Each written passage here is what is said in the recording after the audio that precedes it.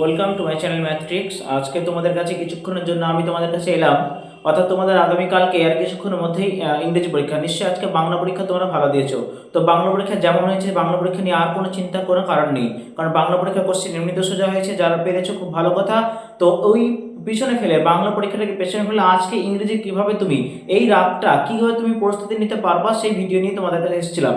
ওকে, তাহলে আমি আজকে কথা বলছি ইংরেজি বিষয়ে। তুমি এই যে রাতটুকুর সময় আছে, এখন মোটামুটি ছটা থেকে 7টা, তাহলে এই যে তুমি 11টাতে পড়বে, হাতে মাত্র এই রাতের মধ্যে 4 ঘন্টা সময় আছে। বাকি কালকে আবার সকাল কিছুটা আছে। এই 4 ঘন্টা সময়কে তুমি ভাগ করে নাও। অর্থাৎ তোমার প্রথম পার্ট থাকছে সিন, দ্বিতীয় পার্ট থাকছে আনসিন, তৃতীয় পার্ট থাকছে গ্রামার এবং চতুর্থ পার্ট হচ্ছে রাইটিং। এই সিন পার্ট থেকে আমি তো আগেই একটা ভিডিও দিয়েছিলাম, দুটো প্রস গুরুত্বপূর্ণ দিয়েছিলাম, দ্য ক্যাট এবং দ্য ক্যাট, এবং কবিতা থেকে দিয়েছিলাম দ্য স্নেল। তাছাড়া ক্যাটের সঙ্গে সঙ্গে আমি বলেছিলাম রানওয়ে কাইটটাও করে রাখতে, এবং স্নেলের সাথে সাথে করতে বলেছিলাম সি ফেভার। এই দুটো প্রস এবং দুটো পোয়েম ভীষণই গুরুত্বপূর্ণ। সঙ্গে সিন তো এমনিতেই সোজা, তোমাদের তো প্যাসেজ দেওয়া থাকবে। তো সিনটাকে একটু দেখে নাও, সিনটাকে যেটুকু দরকার মোটামুটি 8 ঘন্টা 1 ঘন্টা সময় নিয়ে দেখে নাও। জিনিসগুলো কোত্থেকে প্রশ্ন হয় এই জায়গাতে একটা অবশ্যই কথা বলবো, যে সিনের এবং প্রস পিসের যেগুলো আছে বা পোয়েম পিসের যেগুলো আছে, যেগুলো কবিতার নাম, কবির নাম, লেখকের নাম, এগুলো কিন্তু এক্ষুনি মুখস্থ করে নাও। কারণ যে প্যাসেজটা তোমাকে বলে দেবে, হয়তো বলেই দিতে পারে যে এটা কোত্থেকে নেওয়া হয়েছে, বা এই লাইনটা কোন কবিতার, কোন কবির অংশ বলতেই পারে। সো তুমি এইটুকু সময়ের মধ্যে কবির নাম, কবিতার নাম, লেখকের নাম এবং যে প্রস এবং পোয়েমগুলো আছে সেগুলো কিন্তু মুখস্থ করে নাও ঝরঝরা করে। ক্লিয়ার? সিন পার্ট গেল। সিন পার্টের প্রশ্নগুলো তোমাদের আমি দেখিয়ে দিয়েছিলাম। এবার চলে আসে আনসিন। আনসিন তো এমনিতেও কমন থাকে না, কিন্তু তোমাদের লেখার কৌশল আমি শিখিয়েছিলাম। সেই লেখার কৌশলে তুমি দেখে নাও, প্যাসেজটা ভালো করে পড়ে নিবা। পড়ে নেবার পর আমি একটা বাড়িতে এই মুহূর্তে দাঁড়িয়ে বাড়িতে একটা যে কোনো একটা আনসিন প্যাসেজ ধরো, তুমি ওটার উত্তর করতে পারছো কিনা 8 ঘন্টা একটু সময় দাও।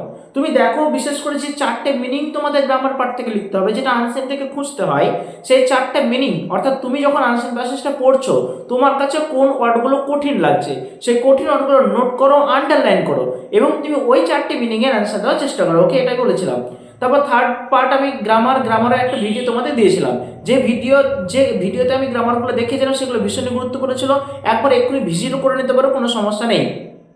ফলে যে গ্রামারগুলো দেখেছিলাম প্রত্যেকটা পার্ট থেকে খুব গুরুত্বপূর্ণ। একবার রিভিশন করে নাও, দেখো ভয়েসের যে রুলসগুলো একবার দেখে নাও, ন্যারেশনের রুলসগুলো দেখে নাও, কি করে সিম্পল কমপ্লেক্স ট্রান্সফরমেশনগুলো একবার দেখে নাও, এগুলো একটু দেখে নাও। অর্থাৎ তুমি সিনের জন্য, আনসিনের জন্য এবং গ্রামারের জন্য মাত্র 2 থেকে 2.5 ঘন্টা সময় ব্যয় করো। এখানে 7টা থেকে যদি পড়তে বসো, তাহলে তোমাদের সময় যাচ্ছে কত, 9টা থেকে 9:30। একটু রেস্ট নাও, খাওয়া দাওয়া করে নাও। তারপর আমি বলবো 1 থেকে 1.5 ঘন্টা তুমি রাইটিংটাকে নিয়ে লেখো। রাইটিংটাকে নিয়ে হাতে বসো।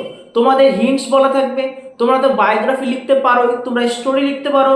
প্যারাগ্রাফটা নিয়ে একটু দেখো, যে প্যারাগ্রাফগুলো বলেছিলাম, যে প্যারাগ্রাফ দেখিয়েছিলাম সেগুলো নিয়ে একটু দেখো, এবং দেখো যদি বা আনকমন থাকে। আনকমন তো থাকবে না, ইজি এটা বিশ্বাস। আনকমন তো থাকবে না, কিন্তু যদিও বা থাকে একটু দেখে নাও তুমি লিখতে পারছো কিনা। অর্থাৎ টেন্সের জ্ঞানটা যদি তোমার থাকে, তাহলে তুমি কিন্তু সেই অনুযায়ী সাজিয়ে নিতে পারবে। পয়েন্টস থাকবে, কোনো ব্যাপার নেই। এই রাইটিং পার্টটাকে তুমি একটু সময় দাও। ওকে, তো রাইটিং পার্টে আমি আগেও বলেছিলাম, যে প্রশ্নগুলো বলেছিলাম আগের ভিডিও থেকে একটু দেখে নিতে পারো। কিংবা তোমাদের এই মুহূর্তে তো সবার হয়ে গেছে মোটামুটি পড়াশোনা, সেগুলো একটু রিভিশন দাও, রিভিশনের চেষ্টা করো, রাইটিং একটু বেশি সময় দাও। তুমি না দেখে লেখার চেষ্টা করো। স্টোরিটা দেখো কিভাবে তোমাকে লিখতে হবে, কোন পয়েন্টগুলো, কি পয়েন্টগুলো ইউজ করলে ভালো হয়।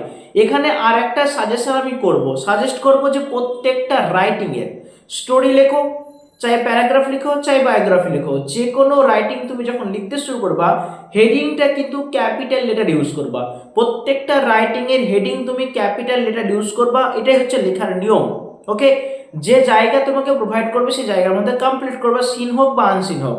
তাছাড়া বলবো, তোমাদের রাইটিং অর্থাৎ লিখতে গিয়ে যদি কোনো এক্সট্রা পেজ লাগে না, তাহলে তোমাদের কি হবে, তোমরা কিন্তু চেয়ে নিবা লুজ, সেটা কিন্তু অ্যালাউ করা আছে। অর্থাৎ পেজ নিতে কোনো সমস্যা নেই, পেজ লাগলে তোমরা অবশ্যই পরীক্ষা হলে এক্সামিনার কাছ থেকে তোমরা চেয়ে নিবা।